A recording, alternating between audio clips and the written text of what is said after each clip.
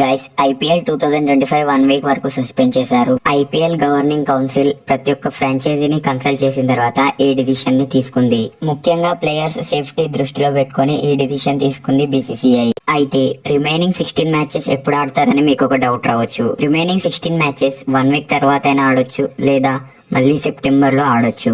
September లో ఎందుకంటే అందరూ ఇంటర్నేషనల్ ప్లేయర్స్ అవైలబుల్ లో ఉండాలి కాబట్టి.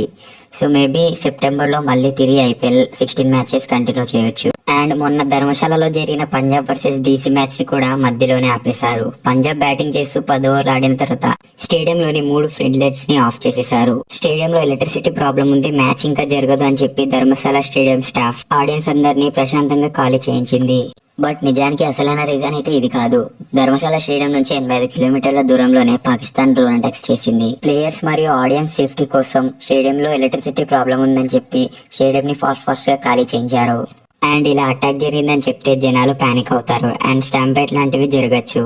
అందుకే స్టేడియం స్టాఫ్ ఎలక్ట్రిసిటీ ప్రాబ్లం ఉందని చెప్పారు. ఇక ప్లేయర్స్ సేఫ్టీ విషయానికి వస్తే ప్లేయర్స్ అందరూ స్టేడియం నుంచి అప్పుడే వెళ్లిపోయారు. ధర్మశాల ఎయిర్పోర్ట్ క్లోజ్ గా ఉండడంతో ఇప్పుడు ప్లేయర్స్ ని బీసీసీఐ ట్రైన్ లేదా బస్ ద్వారా సేఫ్టీ ప్లేస్ కి తీసుకెళ్తుంది. ప్లేయర్స్ ఇంకా స్టాఫ్ కి స్పెషల్ ట్రావెల్ అరేంజ్మెంట్స్ చేశారు.